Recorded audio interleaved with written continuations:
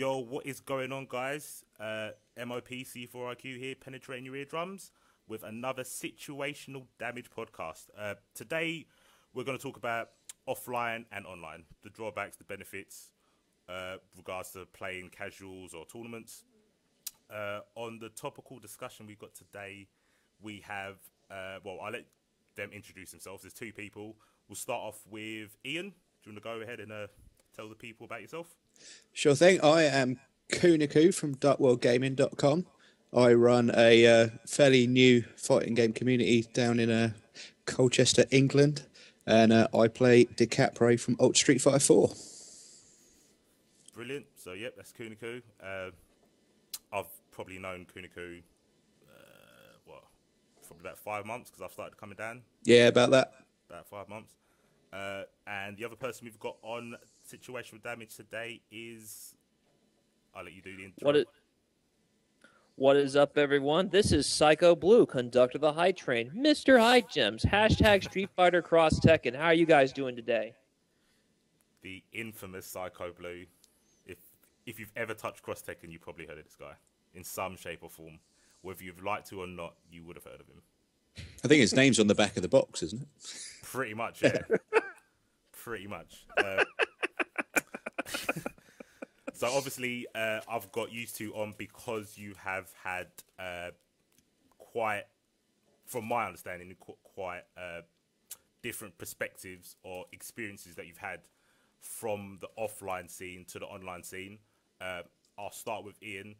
Do you want to kind of give people a rundown of how obviously you got into gaming, your experience with your online playing Street Fighter or any other games you played, and then obviously starting to run a tournament in Colchester, how that varied?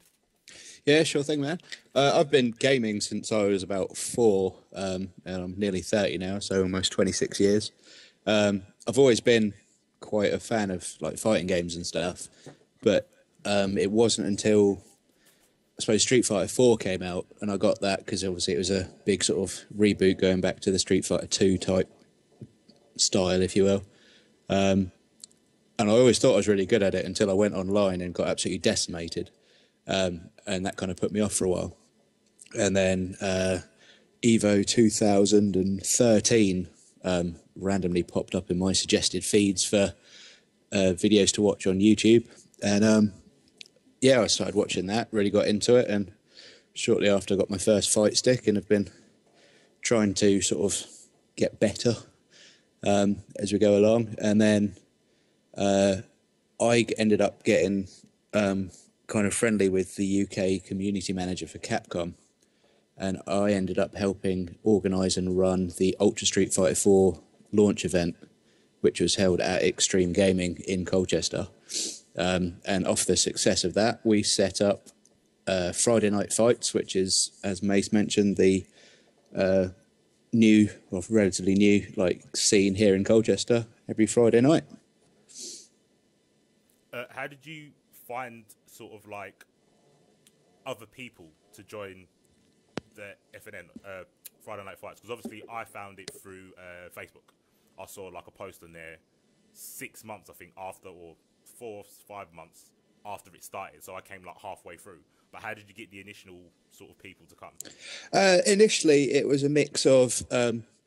we sort of advertised it through Extreme Gaming because we'd had about 80 odd people turn up to the Ultra Street Fighter 4 launch event. So obviously there was a bit of a fan base already for Street Fighter and fighting games in general. So initially it was some of the guys that enjoyed that. We shared it a lot on, or both on my personal Facebook before I'd sort of set up the Facebook pages for the event itself and whatnot, and through the website that I set up about a year ago now, which was Dark World Gaming. And through all of that, we sort of started off, and I think pretty much straight off the get-go, we probably had sort of 15 odd people each week. And yeah, I think you only came halfway through the first season, so you didn't miss that much of it. We only started in September last year. Do you think it's sort of harder to gain like a following for fighting games compared to, like, obviously, most people haven't been to Extreme Gaming, but it's mainly sort of FPSs, isn't it, really? Yeah, because it's very sort of multiplayer based. A lot of the people that go there are more FPS people, and they do have a couple of professional FPS players that are based out of there as well. Right. Do you think it's harder to sort of get a following for fighting games rather than FPSs or like Yeah, MMOs and stuff like that? I think so. In a lot of games, like in FPSs and whatnot, you learn a lot about the game, like just playing the single player, and because it's all team based, even if you're not brilliant at it, when you go online for sort of online casuals, you will find that you can still win quite a lot because you sort of get carried by the rest of your team, and you can gradually get better without losing all the time. Whereas with a game like Street Fighter, because it's all on your back, or pretty much any fighting game, it's all on your back, it's single player, as it were. You know, if you're brand new to it, you do end up losing a lot. And as we discussed on the Facebook thing last night, people don't like losing. And it takes a kind of, I suppose, a special kind of person to be able to take all those losses and, you know, keep on pushing through until you can get good enough to start getting the wins as well. Especially in person, I would definitely agree with that. I think it's a lot easier to take a loss online in like ranked. Yeah, it can be. I think it sort of depends on various factors online. I know I get very salty at the moment because the matchmaking on Steam is terrible, so I keep on end up fighting top 10 players in various characters, and I'm only like, you know, 300th or whatever, so I just get bodied, and like that gets quite frustrating. Yeah, no, I can definitely imagine. At least in person, I can, when you body me, I can just turn around and ask you what I did wrong and how to improve, and you can't do that as much online. Nah, definitely when there's points involved, people get a lot more secretive. Yeah, definitely. Technique for some reason. Okay, so let's move on to Psycho. From my knowledge, I've kind of only known you for Cross Tekken. That's my ignorance, I'm afraid. Sorry, dude. No problem. So was there like a build up before you jumped into Cross Tekken? I've been playing fighting since I was 5 years old. My first real one was Street Fighter 2. I remember coming across it at a miniature golf course, an indoor miniature golf course called Pro Park in a suburb of Richmond, Virginia.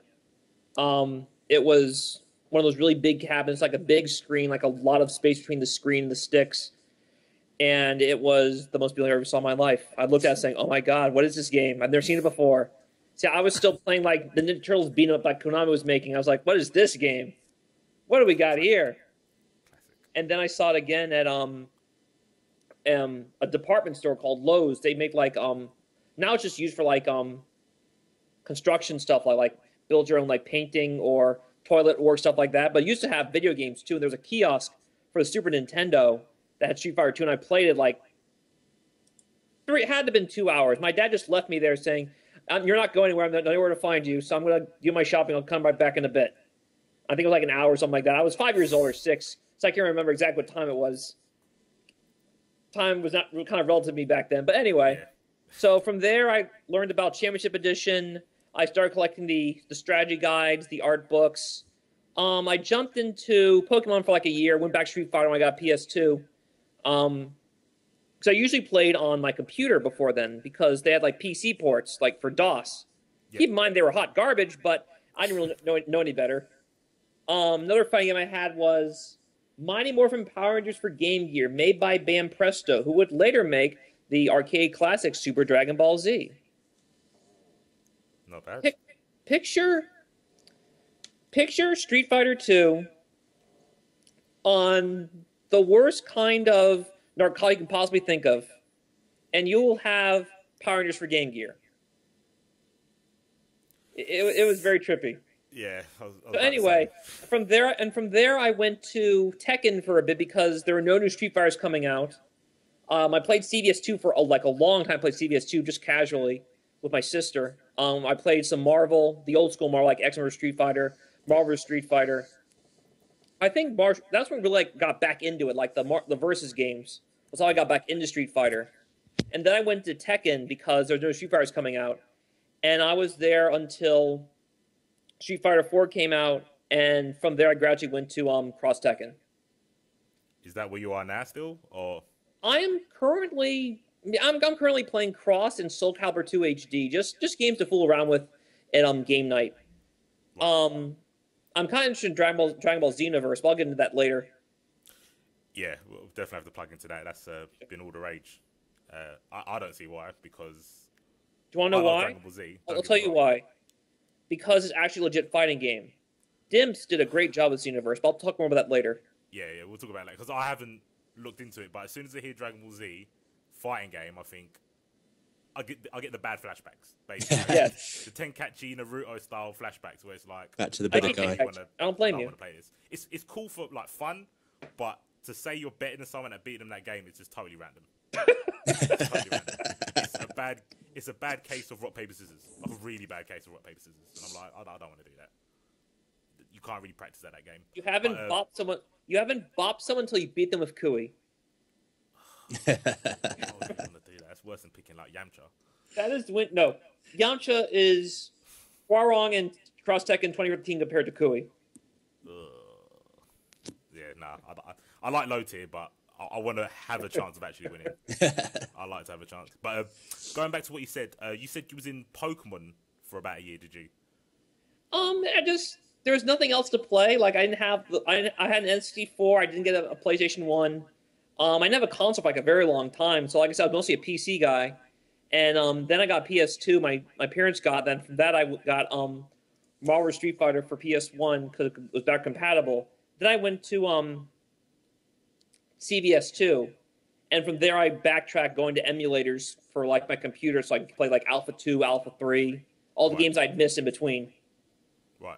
I was about to say, when you obviously played Pokemon, was it offline gathering sort of thing, or was it just... It's just offline, just fooling around. Just offline. Because I know at the moment, I tried to get into Pokemon competitively, and I looked into it. Frustrating, isn't it? It's pretty deep. It's a lot deeper than you think it would be. Like, that game's frustrating to me now. Like, so many matchups to worry about. Yeah, like, you think Street Fighter 4 is bad. Like, the matchups in Pokemon and the team constructions, like, the strict rules... It's ridiculous. ...are, like, they're ridiculous. They are, like... I guess if someone who played Pokemon came to Street Fighter 4 and we talked to them about matchups, they would probably say the same thing. If we started saying, oh, that's a 5.5 matchup, like, they'll think, like, what? I don't understand why, sort of thing. So, unless it's Bison versus Guile, which is clearly in Guile's favour. But all the rest of the stuff, it would probably go over their head. So, yeah, I looked into that, and obviously they've got, is it Pokemon Showdown? Where it's basically everything you need to play Pokemon. Yeah. Level. And obviously, I feel Pokemon's probably got a bigger, like, kind of cult than Pikachu with electrics? Oh, man, I'm all for that. Yeah, I was just thinking, like, the difference in, like, is the fighting game community kind of the most niche community when it's regarding to games? Can I answer that? Yeah, go for it. Sure. I'd like to answer that one. I think the fighting game community is much bigger than people give credit for. The thing is, the fighting community is split different into smaller communities, so the smaller communities are niche. Right now, the big game is Guilty Gear Xrd, which kind of like a marriage between the traditional 2D fighter and the anime fighter. I think it's pretty cool. I've seen treated like the great things to sliced bread, mind you. But right now, that's the current big thing. We'll see how long that lasts. I think it's got some legs to it, but that's just me. And as you said, Dragon Ball has this stigmata to it. Yep. So it's going to be hard. So no matter how good Xenoverse might be, it'll take a lot to really shake it off. And I know some guys across Tekken people like Cool Kid and Yoga Flame 24 and Alion are trying to make Xenoverse a legit game, and they'll be uploading high-level replays of it in the next few months. Awesome. Oh, no, I'll definitely check that out then. I so want to prove it wrong. Yeah, so it all depends on what scene you're looking at. Street Fighter is obviously the big one. Really niche would be games like DOA or Virtua Fighter, the 3D fighting game community, which has dwindled seriously in the past several years through multiple faults, whether it be their own or just the trends going on. Like, for example, I came from Tekken before I went back to Street Fighter, because Tekken, I was saying, okay, there's no Street Fighters for a long time, I might as well pick something else. I'm going to pick Tekken because that looks cool. So I was a big Tekken player, particularly Tekken 5 DR, but a lot of players, when Street Fighter 4 came out, just left because whether they didn't like Tekken 6 for whatever reason, or just Street Fighter had the money behind it. But the thing is, Tekken still sells incredibly well. Even Tekken Tag 2, which died really quickly, then came back for a while, then died again. Sold a lot of games. So at this point, I think Namco's focusing on the casual aspect. Like, they've made throw breaks a lot easier for the new one, Tekken 7, to a point where in Tekken you have to guess what button to press. You want to break the you don't do that anymore. Just mash it out and you're good to go. Just do it. Mash it out. Break the throw now. I think it's like a really. At first, I thought it was Capcom, but I think every game has sort of kind of adopted. Okay, we need to put something in there that is easier to how it used to be to sort of bring people into play. Like, I've been playing Guilty Gear, and I never played the Guilty Gears before Xrd, but I literally only bought the new the new Guilty Gear for Leo. Like, I saw Leo and I thought, I'm playing this game, I'm maining him. He's the only, one of the very few characters in a fighting game that's an arrogant bastard, but is a good guy, and I have to play that. I don't know. There's Ken. He's not arrogant though. He's cocky. He's not arrogant. I can think of more, but give me time. But anyway, go on. I need like a Bison character. I need like a Hayachi, like someone who's proper full of himself. But I like him not to be too a good bad. guy. He has his moments. Who? Heihachi's like having a great character. But anyway, go on. He is, but he's not a good guy. I need to be a good guy. But yeah, that's okay. So that's why I like Leo. Yeah, he's a high and mighty good guy. Exactly, and he's a kid. High and mighty. All right, I can take that. So that's literally the only reason I played it. I spoke to people that obviously play Xrd, and they've told me that this is a watered down version of previous alliteration. Oh, I can say that. Like, I had Reload for my PC for like Windows XP, and I played Reload on a keyboard. Wow. So I know what we're talking about. Like, Roman canceling, like the FADC portion of Xrd, it existed in the earlier games, but it was nowhere near as good as it is now. And it was nowhere near as easy as it is now. Like, now it's just push the button no matter what you're doing. Yeah, exactly. Let's say you're playing Potemkin, and you want to try a throw mix-up. So what you're going to do is you're going to dash in, and then you're going to you're not dashing. You use the dash punch that has armor on it, and then you're going to RC it as soon as you get in range, so before it hits. Yeah. So you can, because now time slows down when you RC. If they're standing, you get like the regular SPD, the backbreaker, and if they're jumping, you get the air grab. Yep. So now it's just like, just do it. Just press that button. It only takes a stock. Just do it. Just do it. It's very annoying. Loose. To Ian, obviously, with you building up the community in Colchester, not to be mean or anything like that, but obviously newer players. Yeah. So what do you think sort of kind of draws them into it? Because obviously Street Fighter 4 had a fan base because it's Street Fighter, like solely. Yeah. And for the second season, you obviously gave it up to the people to decide what the second game was. And obviously we've had this debate in the Facebook group for everyone else. Obviously we had stuff like Skullgirls, Killer Instincts, Marvel, Cross Tekken, and was it KI? Killer Instinct Injustice was another popular Injustice, that's it, yeah.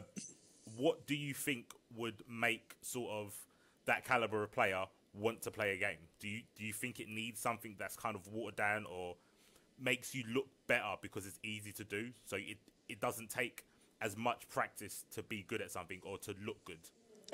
Yeah, I think some of the games, like fighting games especially, they do have quite a high sort of barrier to entry. It's quite difficult to sort of, just look at Street Fighter, like, link combos can be a complete arse to pull off. And if you can't do it, people struggle and you get beat a lot, sort of thing. And I think a lot of, if you've got a good player, they will just absolutely decimate a new player. There's nothing in it. But if you didn't have that big barrier to entry, if the new players did have at least a bit of a chance, they might stick around a bit longer. I think with regards to picking a new game, like as we decided with the second season of the Friday Night Fights to have a second game running alongside for anyone that wanted to do something different, because I know yourself, prefer Cross Tekken. Another guy we got, Luna, is a Tekken player. So we wanted to cater for someone else. we put it down to a vote, and we got the most popular ones, and then sort of went after it like that. But we ended up going with Skullgirls, and while the people that have been coming, you know, have been kind of having a good time with it, apart from the fact that everyone plays Valentine, which is getting frustrating now. Every matchup is just Valentine versus Valentine.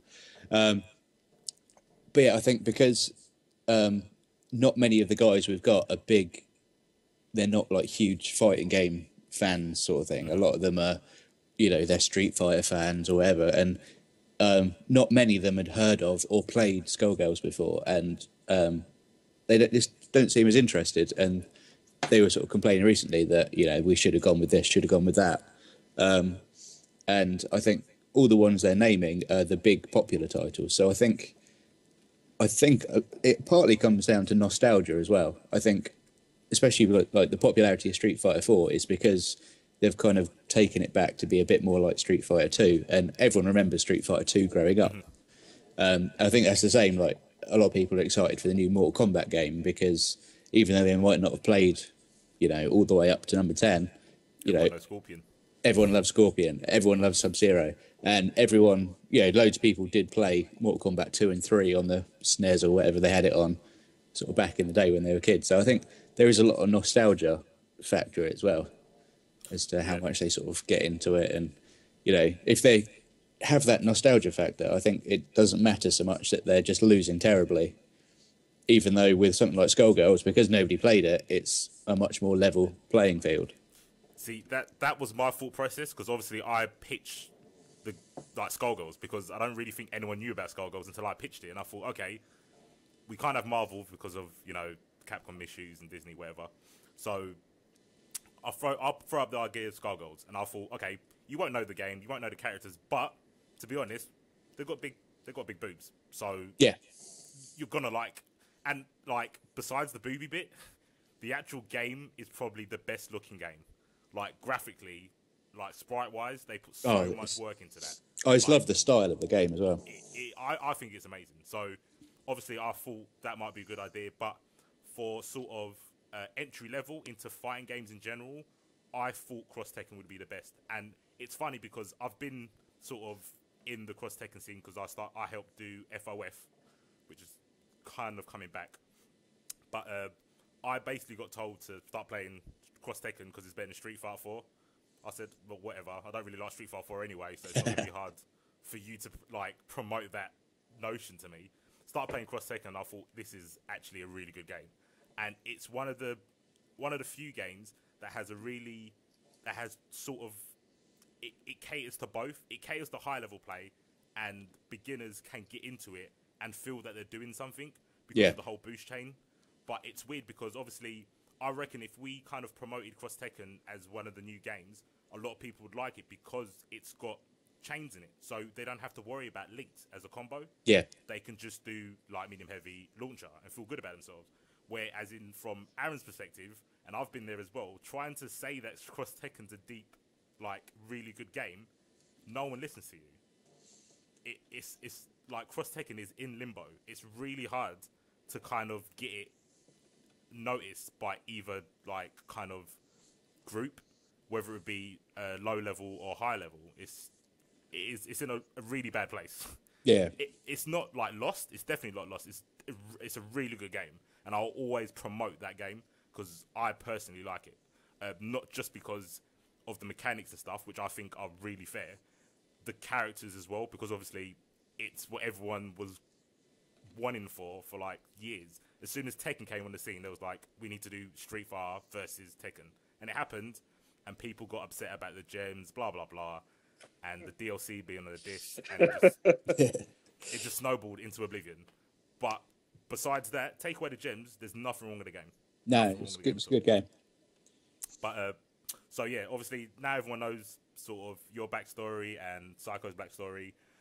The podcast again is about offline and online. We'll start with Psycho. What do you think the benefits are for online play? For casual, just going on ranked, having endless with mates or tournament. Starting with me?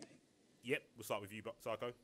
All right. Well, the good thing about online is you can just go online and you're right there. There's someone to face you. Well, hopefully there's someone to face you. Can't sometimes matchmaking is not so good, as Ian went into detail with. But yeah, like because no one in my scene played Cross when it came out, I had to find my challenges online and in the IRC. Yeah. So, there we go. So I went to the IRC. That's how I really learned how to play Cross, like serious Cross, like not just fooling around the labs, like serious. This is what you have to do to play Cross, because I was playing all the character specialists, all the guys who placed top 8 in their tournaments. Yep. Seth LOL, Zombie Driver, Darkfire, Osleon, Chaos Limits, Kara Storm Ramos, Windolf. All these guys were all in the IRC at the time, as well as guys like Tatsu as well. Tatsu left after 2013, so he's no longer with us. But yeah. So these are all the guys I learned from, and I watched very carefully so I could play the best I could. And I learned through that through something called the Cross Tekken Online Tournament Series. It was started by the IRC to have weekly tournaments as like a weekly type of league, and that gave me something to look forward to. Because I was having a rough job situation, I need something to take my mind off of it, and I figured I'll just play Cross online because I'm in the middle of nowhere. There's no scene where I was. The closest shopping mall was 50 miles away. So, yeah, so it was online or nothing. So I was an online warrior until I could save up so I could go to final round in Atlanta, and that's where I got my first like serious online tournament event. Like there was a big one in my hometown, Richmond, the year before, but it was nothing like final round in Atlanta, the second biggest in the world. And I went 0-2, and that hurt because I was working really hard to play Cross and get better at it, and I just completely crapped the bed. So, but I have not gone 0-2 since. I'm proud to say that. It's been 2 years. Yeah. I've not gone 0-2 since then. It has to happen to you eventually. Everyone needs that. It's like the reality check. Even if you have played online and you've played people in the tournament situation, especially when you've put when you paid entry and stuff like that, and everything that you've been practiced for is basically kind of judged in 3 rounds. It's not so bad if I was playing like 4 or Marvel, because those games are just like fun but not really like serious. But yeah, I legitimately love Cross for reasons that I'll get into later. It pulled me out of a bad time in my life, and that was like my outlet, and I felt like I had a connection with the game. So that going 0-2 in that one felt like it hurt, because that one I felt passionate about. Yeah. But anyway, I've not gone since then. But to talk about online play, as I mentioned, the online tournament series, I think if online play is great as long as the netcode's good, I think. I actually get saltier losing online than I do offline. Because I can say, oh, I was lagging, I was lagging, or there was a rollback, or whatever excuse I'm making up that I didn't do well. It's just all the excuses you can make in the world, like, if not for that, I would have won. Then you lose your BP, never get it again. And it just gets worse and worse and worse because now it's in your head, the lag, my opponent doesn't have a good connection, my connection's faulty because it's raining outside or it's snowing and I can't get the optic line to work the way I want. Mommy called you for dinner. All them ones. Yeah, there's just so many factors. But offline, it's just you lost, period. Unless your converter's not working, you just lost. And it's easier to accept that than the millions of others you would have won if blah, blah, blah. That's true. Yeah, I'd agree with that. I think people think the other way around, where it's like it's easier to lose online because you've got reasons by yourself. Like, you don't have to blame your skill on why you lost. You can say, oh, lag ate my alpha counter, that's why I was in block stun and got chipped out or whatever like that. But, yeah, me personally, I agree with you. I like to lose knowing that I lost because it was me. I'd rather that than some outside factor determining whether I win or lose. So, yeah, I definitely agree on that one. Ian, what do you think is kind of the most beneficial thing to playing online? I think it's just kind of like Psycho said, it's the ease of it. It's the fact that you can just turn your console on, plug your stick in or your pad or whatever you're playing on, and just hit online, go. And you can find someone to match. If it's got good netcode, good matchmaking, you can find someone of a suitable skill level, and you're not going to have too much lag, and you can have some good games. I always found, like, as I was growing up, as I said, I played various fighting games. I used to play a lot of CVS2 with my mate Sam, who is one of the guys that sometimes comes along to Friday Night Fights. And we'd go back and forth, my Akuma versus his Bison. And yeah, none of my other friends could touch me. I thought I was like some sort of god at Street Fighter. And it got to a stage where I really enjoyed playing Street Fighter, but none of my friends would play with me because I just beat them. Didn't matter what character I picked, you know, because I knew the basics of the game and they didn't know anything. I beat them. And then when I could just start going online, and to be fair, to begin with, I soon realised that I didn't know anything about Street Fighter and just lost repeatedly. But it's the fact that you suddenly have the option to play people whenever you want. Whereas offline, you either have to find some mates willing to play with you and then arrange meeting up, or you have to find, or in my case, make a local scene for like regular meetups, or whatever. Yeah, I wish I had your charisma, Ian. I'm playing Cross for 3 years, and still no one plays me in Richmond. Drives me nuts. I mean, I'm saying, come on, man. I'm just kind of a celebrity now. I've commentated all these tournaments, these majors, and I'm running it at Evo, the biggest one in the world. You can at least humor me for a second and say, hey, I'll play you in Cross Tekken, Mr. Cross Tekken guy. Yeah, they're all being stubborn. They'd rather play Guilty or whatever the anime fad is at the time. Like, I don't know, Chaos Code. Anime's cool. Anime for the downfall of Cross Tekken. I was supposed to do a Demon Bride. I want to see Demon Bride port. That's a fun anime. Yeah, no, that is a pretty good one. Demon Bride's fun. I love that game. But yeah, I think what we're saying about obviously online, yeah, I think the best thing about it is how I could play, for example, Seth LOL at Cross Tekken because of online. Without that, I would probably never play him. I would never know what it feels like to get mauled by Akuma. I would never know. I actually played Seth at that final I was talking about, the one I went 0-2 in. Seth was in our room a long time with me and Darkfire warming up for Cross Tekken that day.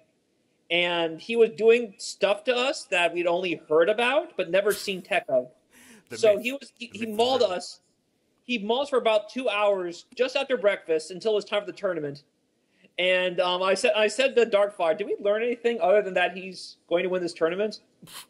And he said we didn't really learn much. Like, you saw Final Round 2013. He was just so far beyond everyone. The only bump that he got was pretty much with infiltration. Yeah, but I don't think there has been like a sort of, like, I don't know what to call it, like an era of any game where the gap between the elite people and like the good people was so big. Like, there was literally 10 people in Cross Tekken at one time that could only play them 10 people because they would just mop anyone else. It was so weird.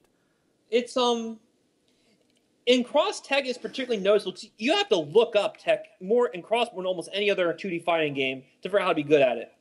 I mean, you can get basic fundamentals down, but to be like really good at and maximize everything, there's only like a handful of people on the entire planet who like really maximize everything, even though the tech's readily available on SRK or wherever. Like, so, I'm trying to think of an example. I remember I was playing Ricky Ortiz at Fall Classic 2013. I remember this, and I played him and I lost. I mean, he's so far ahead and he practiced for this one. At the same time I played him, I said to Darkfire, that wasn't so bad, because I got in a perfect on Ricky during that set. Nice. And while he overcame it, it's like, that wasn't so bad. Because I'd been studying so much that I had found a way to compensate my lack of reaction time with information of how to deal with certain tactics. Because I'd studied his matches along with everyone else's very closely. And from there, I've gotten top 8, second place, a lot of second places the past few I've run. And then now I'm actually hanging with some of these guys. I mean, they're still better than me. They're still winning this money, and I'm not. But I think in Cross particular, the person who knows more is going to beat the person who just has better reaction time. I 100% agree. That's why I like that game. Like, it's one of the only games where knowledge actually leads to wins instead of having a character that's got invincible size modes or some rubbish like that. Like, your knowledge can make you win. Like, that's what you would like. That's your crutch in Cross Tekken. Your crutch is your knowledge and your experience of fighting X, Y, Z characters. That's my opinion, though. So obviously we spoke about online benefits. What would you say are the online benefits? The benefits of playing offline. To start with, Ian. Offline, I think, is like we touched on before. When you're playing online, you've got all these excuses. It's the lag, it's whatever, it's the bad matchups. Whereas offline, you don't have any of that. You've got a perfect setup. It's you, another guy, and you can go at it and have some good games. Obviously, you know, you don't have the PP or whatever to kind of gauge the skill levels, but I think the main thing for me, as you know, a relative beginner, if you will, is that offline, when I play you, you know, you might body me. Well, I'm getting better. Afterwards, I can ask you, you know, what went wrong? What did I do wrong? What can I improve on? And you don't get that online. Nah, not unless you're playing with friends. But yeah, if you go into ranked, people start to get very tight-lipped on ranked. Yeah, definitely. There are certain games. Can I talk real quick? Sorry. There are certain games where online is better suited for some games than others. Like, for example, the game I'm like fooling around with competitively, like I use the term very loosely, competitively, is a game called NBA Jam on Fire Edition. Do you remember NBA Jam, the arcade game? I remember the arcade one. Yeah. The arcade one. Well, this is a remake of the arcade one just for PSN Xbox Live. The netcode for it is terrible. Even though there's online play, you're not going to be using it unless you just want to get your blood pressure up. There's like 5 seconds of lag between what you do and what happens, and it just drives you nuts. Yeah, so I think, enjoyable. But games with it's horrible online, but offline is great. I actually played my coworkers last Friday during a snow day. Cool. Like kids left early because it was like all snow, just one kid. So we played NBA Jam before it was time to get going and pack up. Nice. And the gym teacher accused me of cheating because I found the hot spot of my character. And we played Injustice too, but that's a different story. But games with better online are better suited for online than games with bad online. Ideally you want to find offline competition, but at the same time, games like BlazBlue and Tekken, which have good online, there's good online scenes for that. Yeah. And Cross, in particular, survived largely because of the online scene. Do you think that's, regardless of the netcode and cross Tekken is iffy? Like, sometimes it's definitely playable, sometimes it's not. But do you think it was kind of... way better than most others at the time. This is true, but do you think it kind of got... I don't want to use the word relegated, but I'm going to have to. Did you think it got relegated to online, where no one offline would kind of, like, promote it or have it as, like, a weekly or anything? Do you think kind of online was the last resort, and then everyone that did like the game and took it seriously just had to go to online? I think a big reason it survived as long as it did, or as long as it has, I should say. It's not dead yet, not until I say so. But as long as I think it survived as long as it has because of the videos uploaded by SF Evo and Yoga Flame 24 and Pikachu Akuma. Because you could actually see not only the characters' high-level play, the specialists, but because the gem setups weren't limited to tournament play, you could actually use them the way you intend to use them in online play. You actually see, okay, this is what the gems were really meant to do.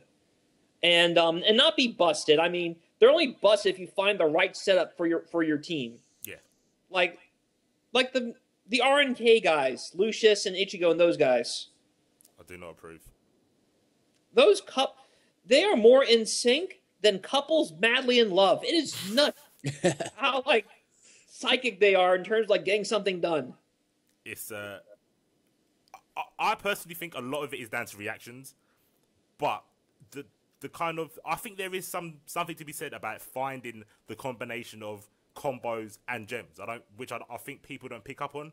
Like, certain combos will lead to this gem activation, which will lead to them doing their cross assault nonsense, which will lead to a reset that you just won't see, regardless of how many times you saw it on Yoga Flame. You were not ready for it. Simple as that. So And I that think is there is what- tech in there that they need to be credited for. For everyone who comes up with stuff like that. Like, you can either use them to make up your weaknesses, or you can use them to, like, make your team, whatever they're good at, make them dominant at it. And that's what I love about gems, and I just wish that they were implemented better for offline play. And unfortunately, the age we live in, if this is like a generation before, with like the PS2 era, you could just put your gems in a memory card and just plug it in the select screen. The memory card will read it, and you'll have your setup. Can't do it in this gen. No one figured that out. So if they could actually do that during tournaments, you'd actually have a scene where gems are viable. You just have to put a ban list on a sysgem, something like that. Yeah, that would make it a lot easier. But it didn't happen, so oh well. Nah, we ain't. We're not that advanced yet. We're not Japanese. We don't live in Japan, where they have cards with their like battle. I was saying, they could have had ice. If Cross Tekken hadn't had an arcade release, you could put the gems in an IC card. Exactly. And yeah, it's disappointing that it could have gone that way, but didn't. Oh well. Doesn't matter. We will make it live, regardless of gems. Yeah. We'll make it live. So obviously we're talking about the benefits of both. We'll start with Psycho this time. Do you think there's any drawbacks from playing online? I think I'm not going to mention skill or scene or anything like that. I think you're missing out on something if you're not meeting some of these guys in person at least once a year. Like I remember meeting Seth and training with him or training kind of. He just kind of beat us around for 2 hours. Training with him in Darkfire, guys known for the IRC, and then I see Seth win the tournament. And realize I helped this guy warm up. I was the guy who helped him warm up before he annihilated everyone else. I was the Dan. I was the training dummy. I was a training dummy. And then from there I met like Ricky Ortiz, who probably can't stand me because I see him all the time.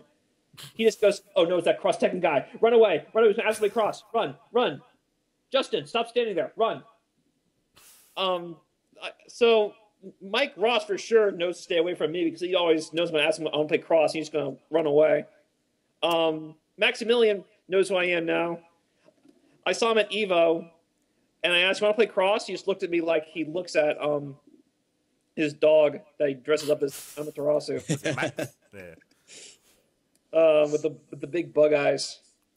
So you meet all these people, and then I met Esta last summer, and I realized, okay, Esta's a really sweet kid. I mean, he's 26, but he looks like he's 18.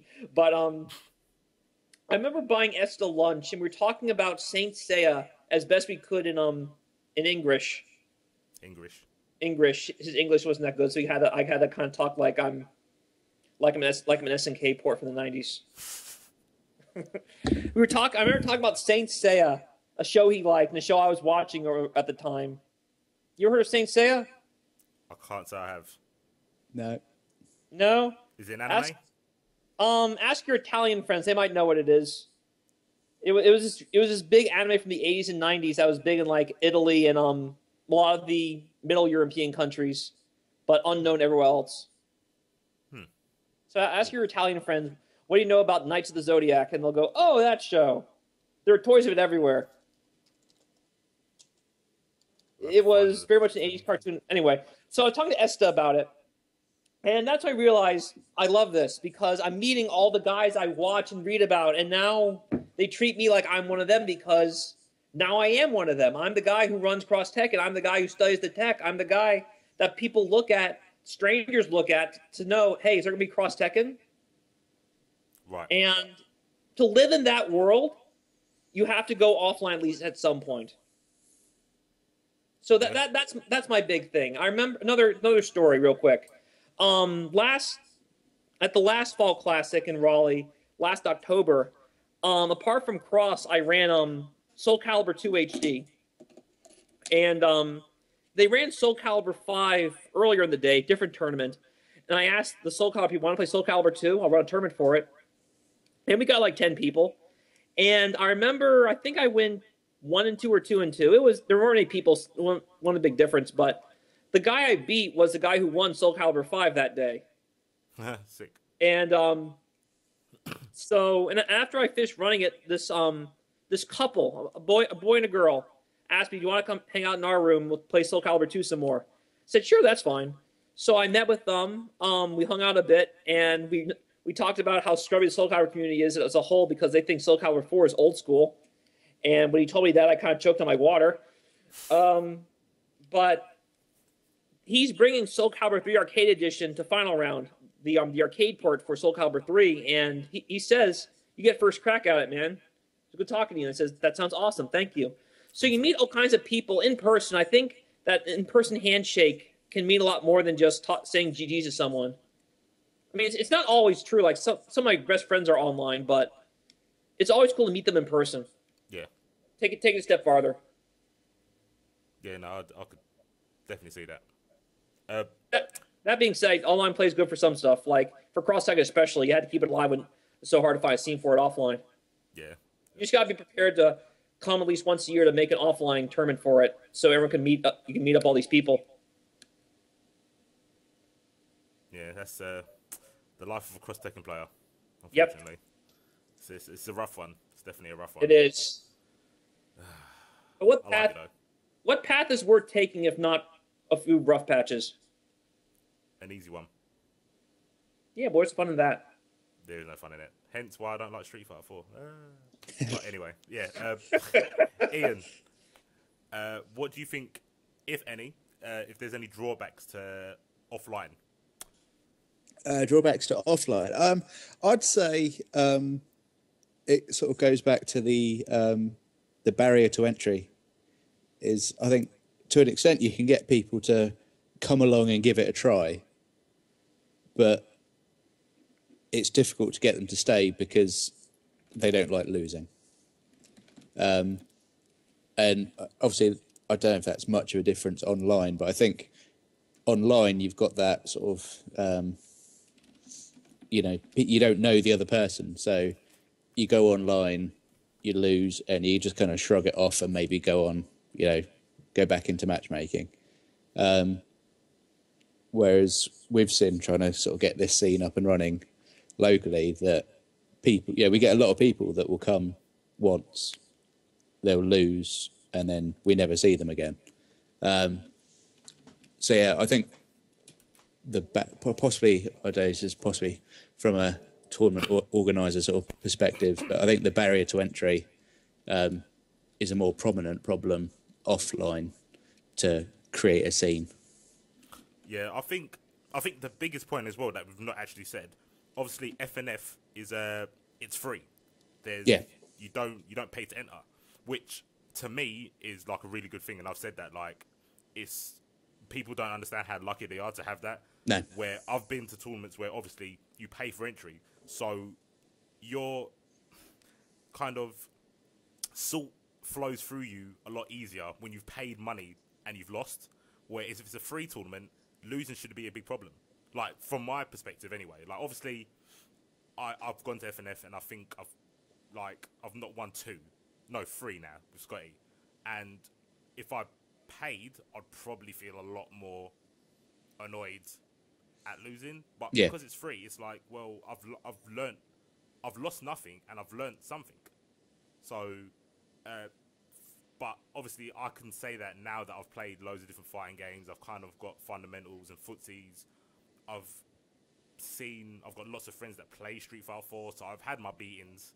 So I believe I'm kind of like the best of a bad bunch. I'm like the best scrub. That's the level I think I'm at Street Fighter. I'm the best scrub on Street Fighter. Because, like I said, I'll play my mates, or I'll go to tournaments where you have to pay, and I'll get destroyed. So I'll happily come to FNF and, like, play, do my boring bison.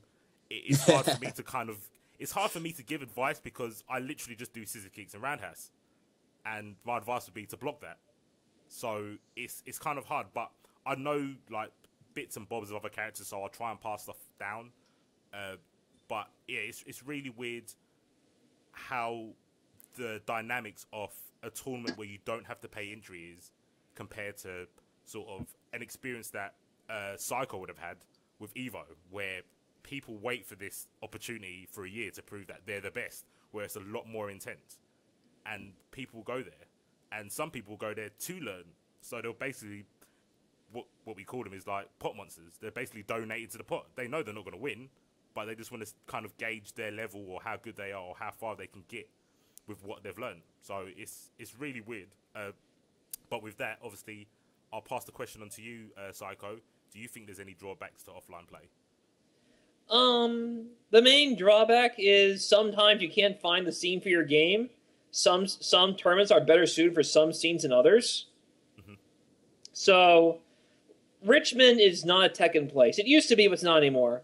I remember this well because I remember in late 2013, my Cross Tekken tournament had 12 people. Tekken had 1. Wow. Dead or Alive had 2. And I was thinking to myself, that can't be right. There's some Tekken people here. Where's Ron? Where's Tim? There's a few Tekken guys I can think of, but none were there. Or no one bothered. They all just moved on.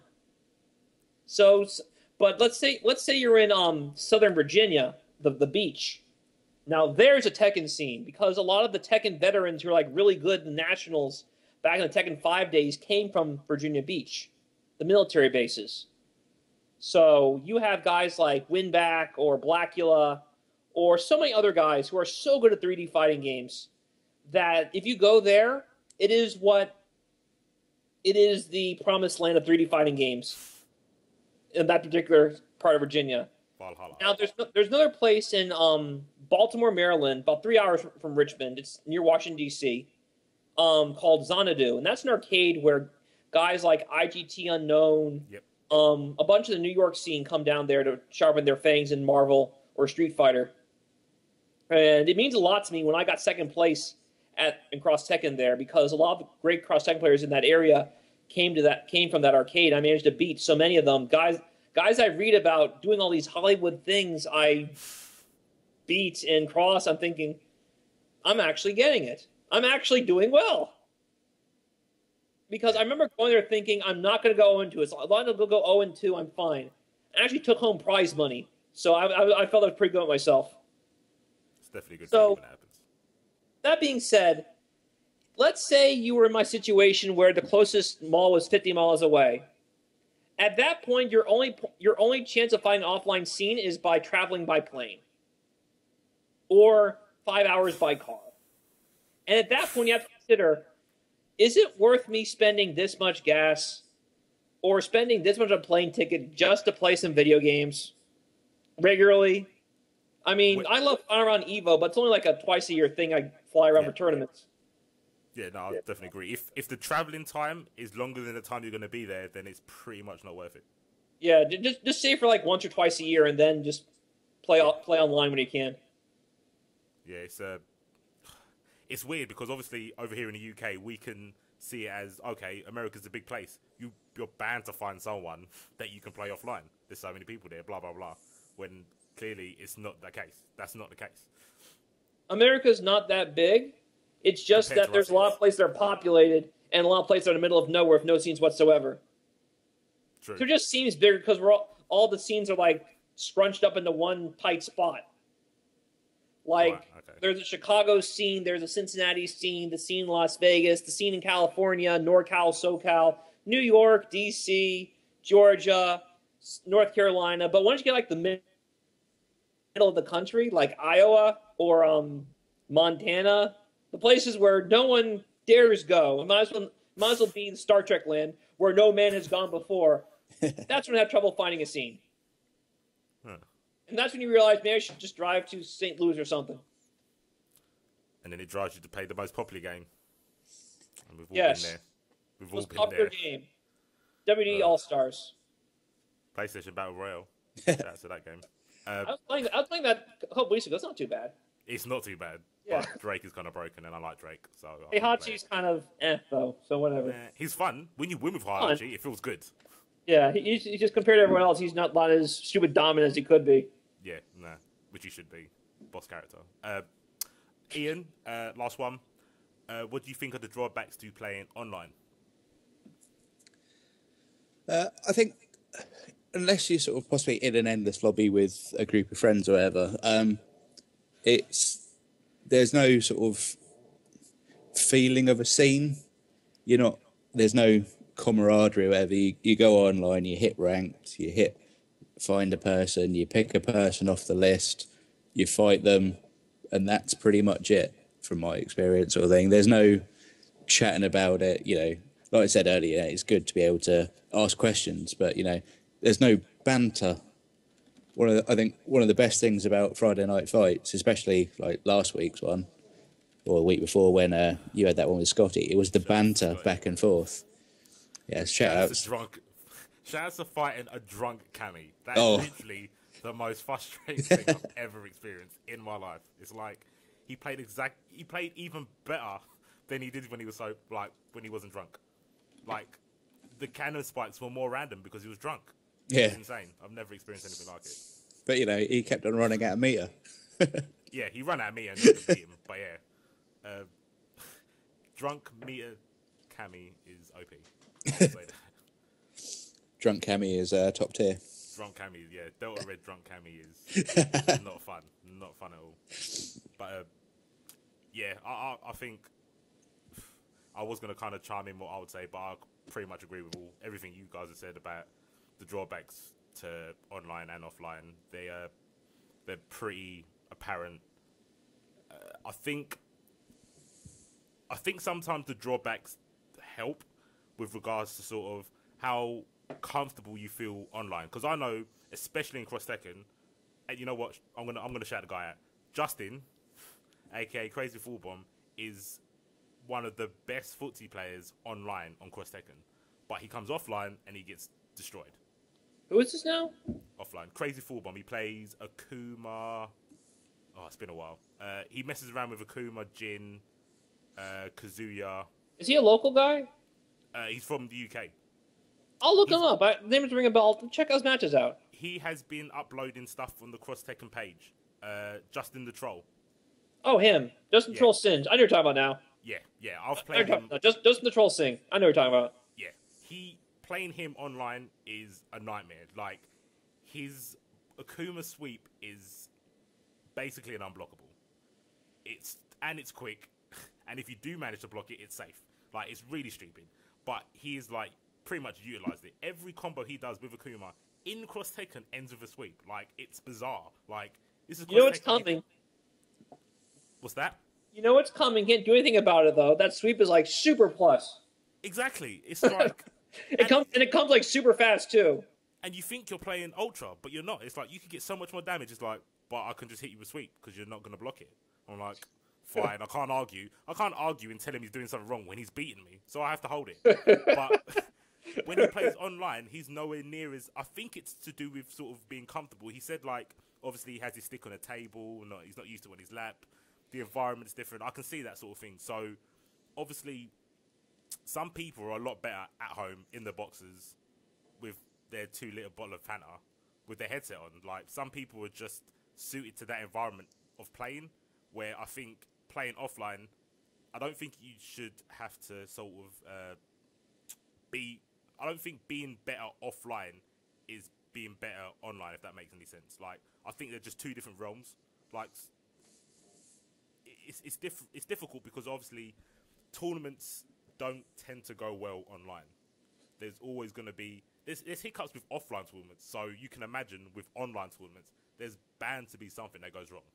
There's bound to be. So it would be nice to sort of have a lot more of an offline scene for, especially Cross Tekken. Like, I am definitely going to speak to Theory Fighter Jish to start up FOF again. We're going to throw in some other games as well to kind of like bring in numbers. But doing Cross Tekken offline was probably the most fun I've had on an offline game. And I came into Cross Tekken pretty late. Before that, I played Marvel. I played a bit of Street Fighter. I played really, like, I think they're classed as poverty games now, like Arcana Hearts, like all the anime games that no one plays. But yeah, thinking, oh, this is a Capcom game. Loads of people are going to play this. Got to know the scene, and it was like, there's like 20 of us. I did try and get it for you. What's that? I did try and get it for you. I know you did try. We both tried, but it's hard to promote a game when Capcom tries to ignore it. Like, I'm trying to get Kama Fiend's attention, saying, "Hey, can you throw us a bone, man?" And he says, "Oh, it's against Capcom's policy or something like that." Dude, I spoke to Dogtanian when he was like one of the reps for the UK, and I'm not lying. I swear, after a week after he said he will come down to FOF, he stopped working for Capcom. Conspiracy theory or not? Like, is he not allowed to speak those words? I don't know. Like, but Capcom I didn't know Dog left. It's like the abandoned child that Capcom don't want to admit they had. Well, I didn't know Dogtanian left. Yeah, he did leave. How long ago was that? Or did he? That's the question. He said he was going to come to FOF. He was going to come support Cross Tekken because he liked the game, and then he left. We should be getting both the Capcom guys coming to visit Friday Night Fight soon, though. They've both said they're going to make it down sometime, hopefully this season. I will get on my hands and knees for an update. Not even a big update. I don't even want an update. I just want them to acknowledge this game. Yes, I wouldn't mind that. That'd be nice. We can take baby steps. Yeah. I just want them to... We gotta say goo goo gaga before we can start reciting the national anthem. This is true. I don't know what I'd say. I'll just say to him, Cross Tekken, you made this game, remember? That's all I want to say to him. And then see their response. Just gauge their response from that. Because it is a good game, but it's in a really weird place at the moment. And it has been for a while. I don't know what can be done. We did try to kind of bring hype, and all this kind of beef between players started happening. It got kind of exciting. And at the moment, we've got kind of the Xbox versus PSN thing going on, where loads of like Xbox players are playing PSN players that are like, what's the highest rank again? Grandmaster status. I'm thinking about getting an Xbox just so I can play Cross Tekken with these Xbox guys. I probably find them pretty cheap these days, so I'll think about it. I've been promoting this for a while because I've never been in a game where kind of the divide was so big, but well, not even the divide, where there was like a rivalry between Xbox players and PSN players, where PSN players would say, oh, Xbox players are blah, blah, blah. And it's like, but you haven't got an Xbox. How do you know? Like, and vice versa. Well, not vice versa. It was mainly PSN players talking about Xbox players because they didn't have VP. And I was like... It's because Xbox players are scrubs. It's weird because I was in the group and I was like, do you know, like, Cool Kid and, like, Seth Adore, they go to actual tournaments. They play for money, not battle points. And not play for money. They've won money. They've gotten first place in those tournaments. Forget play for money. How about winning triple figures? How about getting invited by Capcom themselves to go to Capcom Cup? I tried to explain it to him. Yes. But I don't know. Maybe the headset was kind of weird on PSN where they just didn't register that. They just thought all they saw was someone's like Zombie Driver's account on PSN. It was like, you've only got 100 battle points. I'll destroy you. I was like, you are gonna get slapped up by Xiao Yu. And this is why I'm hesitant to promote online too much, because there are I've seen some jokers, because I'm an admin on the other Cross Tekken page on Facebook, the one in all caps. I've seen jokers saying, "Hey, be my friend, and I'll give you free BP." I'm thinking, what purpose does this serve? Do you want to get better? Or do you want to wave your e-dick around?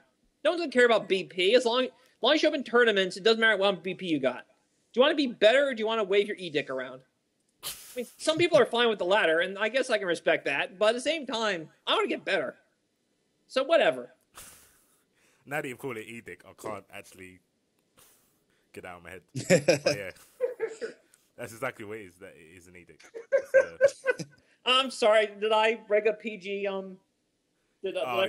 should have said it before. It doesn't matter. Yeah, e-dick, whatever. Sorry. I thought it was called E-Peen. I'm definitely not going to play rank anymore because I don't want to picture any more edicts. I've ruined my ranked career. I'm never going to get any more PP. Which is probably for the best. Like, I kind of promote not to play ranked. The only time I'd say to play ranked is if you're kind of in the mood to just try something random. The only time you should play ranked is if you need to get your blood pressure up. Yeah. Well, let's say your pills aren't working for you, but your doctor says your blood pressure's too low, you gotta raise it up a bit, and the pills, you don't feel like being on pills because your health insurance isn't that good. So you know what I'll do? I'll play ranked battle, and I'll play ranked battle on Steam. That'll get my problem sorted right out. All about that one. Oh, fuck ranked battle on Steam. Ian versus, I don't know, Justin Wong. Well, it was. I think I told you about it last week. Like, I don't have many points online because I only end up fighting people with like 4K points or whatever.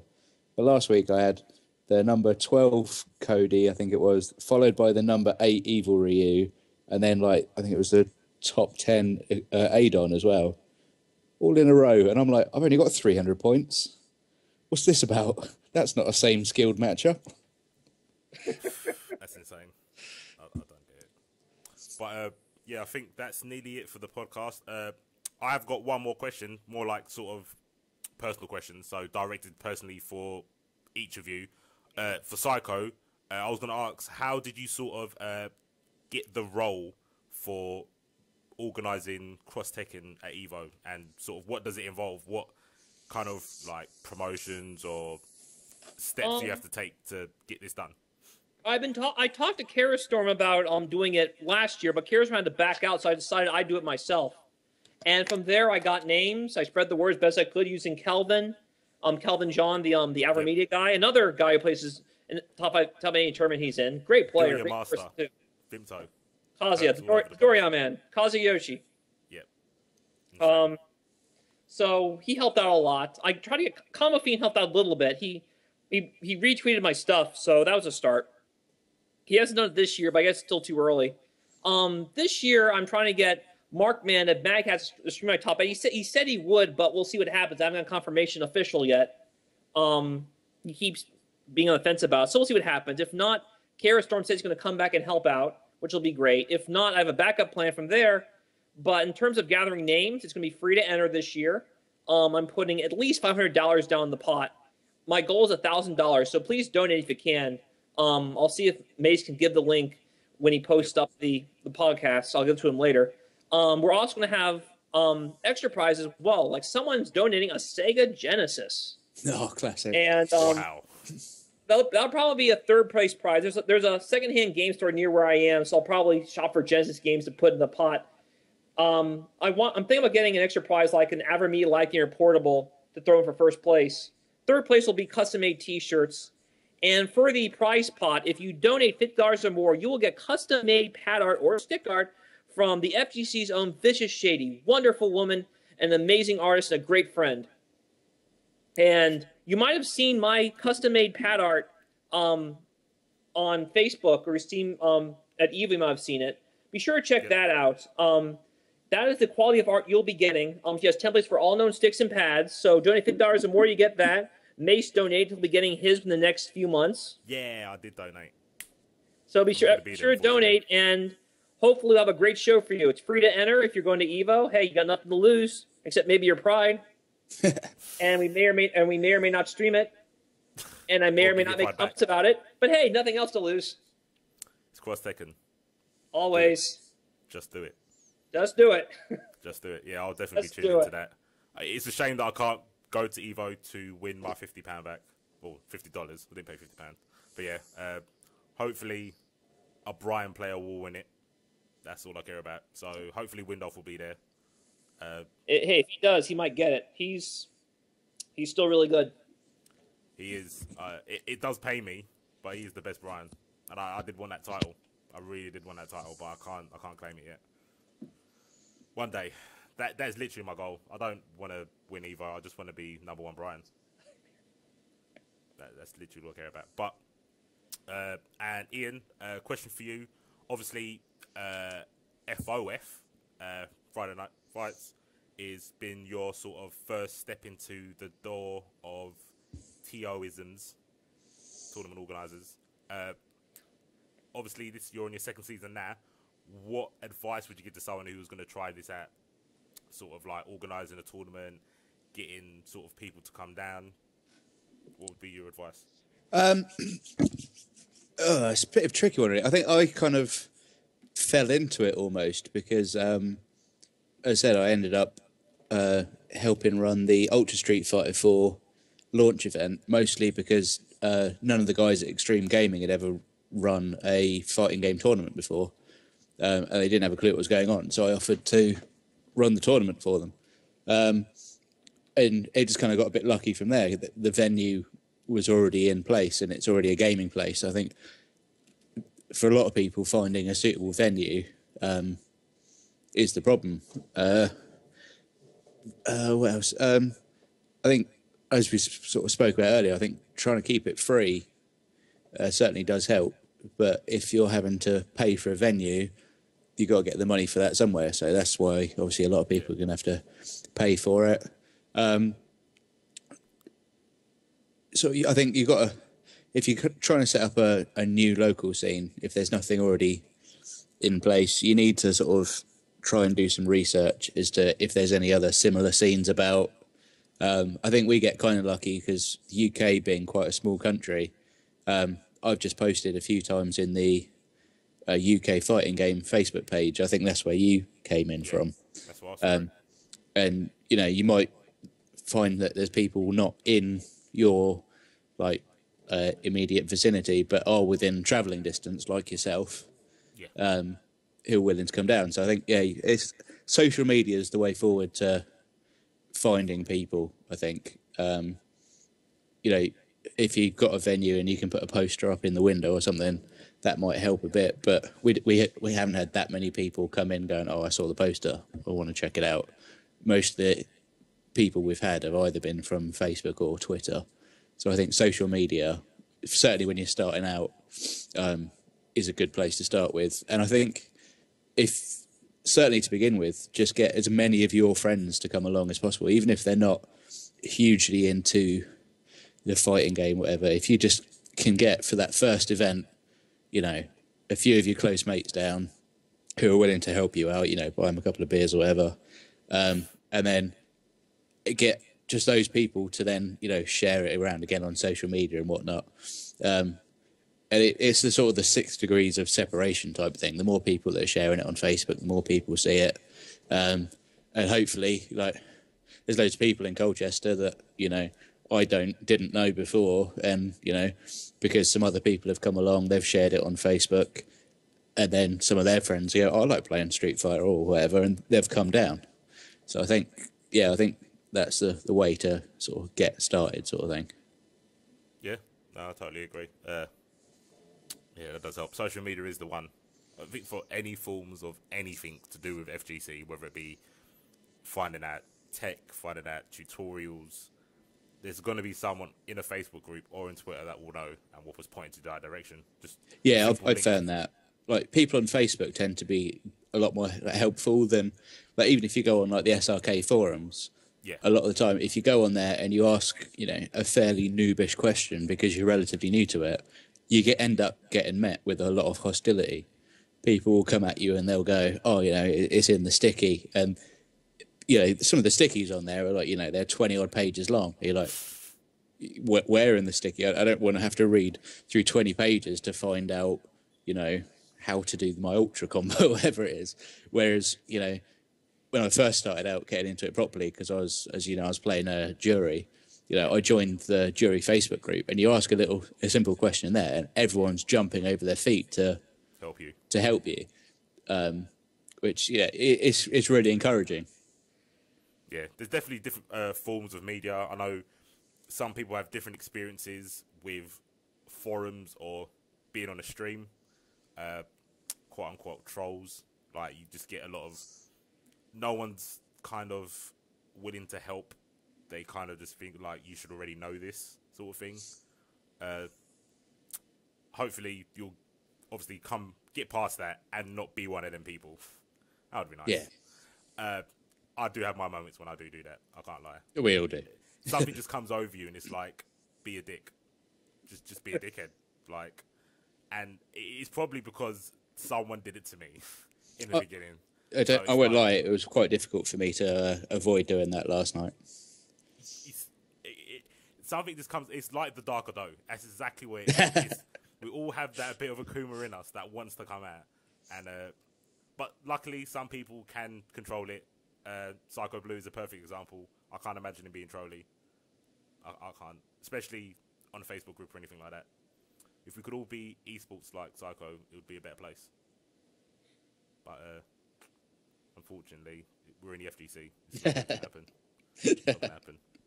But, yep, that's it, guys. That's the end of the podcast. What I'm going to do now is I'll pass it on to Ian, just because he's just finished speaking. if you want to obviously plug anything, any upcoming stuff, and I'll put the links in the description afterwards. But yeah, if you want to say your farewell, Ian. Sure thing. As I said, I've been Kuniku. You can follow me on Twitter. I think it's at Kuniku. I think it's just an underscore afterwards because for some reason that was taken. Don't know why. Again, Friday Night Fights is the tournament I run. We're on both Facebook and Twitter. I think Twitter is at FNF_extreme with no E because it's based on extreme gaming. And I'm from Darkwell Gaming, which is darkwellgaming.com, which I believe you might be joining us in, Mace. Secret stuff. Secret stuff. Yeah, can't talk about that yet. But PsychoBlue, obviously I want you to keep pushing across Tekken. Let everyone know where we can find more information about you and the Evo across Tekken brackets. Please follow my Twitter at twitter.com/psychoblue9, all one word, psychoblue and the number 9. Be sure to tune in tomorrow or once a month, I should say, since I'm not sure when it's going to put up. Be sure to tune in once a month for the Pandex Gaming Cross Tekken Championships for Xbox Live. They're a monthly series. It's a monthly online tournament series being held by Pandex Gaming. That is twitch.tv/PandexGaming2. Great people, great tournament, lots of fun. You get to hear me and my commentary partner, Nostalgic, talk about the Cross Tekken scene, talk about the matches going on. We'll give you more information about the Cross Tekken tournament as the tournament goes on for Pandex Gaming. We'll be sure to post links very frequently. We'll give shout outs to our sponsors, and I'll also give the link to Mace as well for when he puts stuff up. So thanks for crossing the line with us today, guys. I hope you enjoyed the podcast along with myself. Thank you, Mace, for hosting, and thank you, Ian, for a good conversation. Yeah, thank you too. Much appreciated, guys. And this is Situational Damage, signing off. See you later, guys. Later, boys.